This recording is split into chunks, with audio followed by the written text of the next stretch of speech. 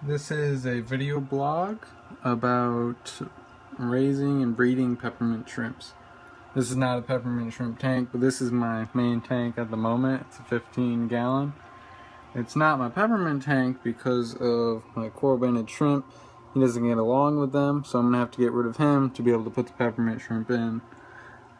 And this is just a normal tank. There's a hang-on back filter, heater, and then over here is the actual peppermint tank. It's got some microalgae in there right now, but they are in there. Let's see if I can get a shot from above. I guess they're hiding. Oh, you can kind of see two of them. There's two in here right now. You don't need that many to start breeding because they are both male and female. So as soon as one mates, they will breed right after. And one of them has eggs right now, so we're just getting everything set up. So this is my main tank. Next, I'll have to show you the larval breeding tank. Okay, this is the larva tank. The larva is going to go in from the peppermint shrimp. So I'm going to do kind of like a circular motion in the water flow. It's going to come in and then spin around. You can't really see it yet, but I have a bottom plate that gets it at about probably 3/4 of an inch off of the bottom, so water can flow from this side to this side even if there's a giant blockage in the way. And I'm going to have the water come in from up in this corner. It's going to go flow around and then come out over here. And if that doesn't work, I'll just have it come up in this corner and then go out right here, and then have some way of getting water exchange all around here. And I'm doing this because I'm starting with peppermint shrimp, but hopefully peppermint shrimp work out. I'm going to do cleaner shrimp, and cleaner shrimp need to be constantly suspended, or else their appendages, when they're pre-metamorphic state, get injured and they can't properly hunt for food. So I'll show you when I'm completed with this and have it testing running. Well, this is the final product that I've come up with. It still has a little Sharpie on there that I use to show my marks, and some some glue where I put wood blocks so I could get the correct angles on here. But this is the hexagon in here that's gonna rotate the water. So first the water is gonna come in here, so into this chamber. It's gonna go out through like a little political sign that divides the water up evenly along all of the edge. Then the water is going to come down here, go up and around a few times, and then get kicked out over here.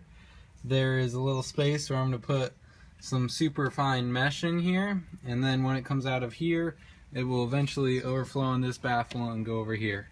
Underneath here, there's probably 1/2 inch, 3/4 of an inch gap to allow water to get over from side to side, so there's no dead spots in the tank.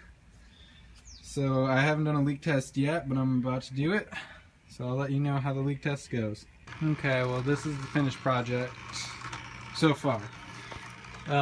We have a pump over here.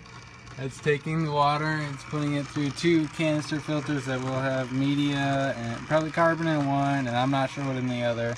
And it comes around in this tube into this chamber here, which then forces it through the political sign there, the white line at the bottom. I'm probably going to put a spray bar on here to make it more even before it actually goes through the political sign. Then around and up and then out through this gap here, which will have the filter screen, and then over this little baffle here, and then it dumps back into the tank. So as of this moment, there's a few little hiccups. It seems that the water is coming down here and just going like that.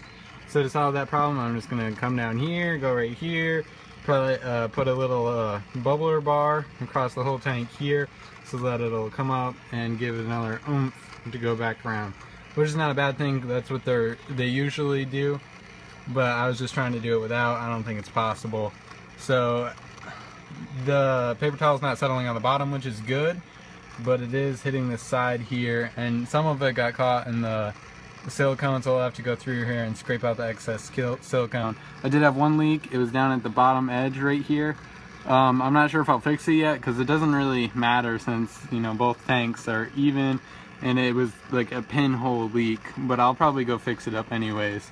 So as of right now, this is the tank. I'm probably going to do this tank, and then if I have another hatch going on at the same time, I'll have a 5-gallon tank split into two with probably a sump underneath, and we'll see which one works better. The one that has the motion and then keeps them suspended, or just the 5-gallon tank. And so there you go.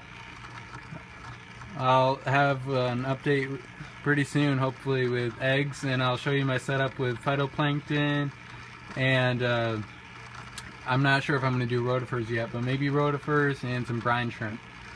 So I'll have another update for you guys.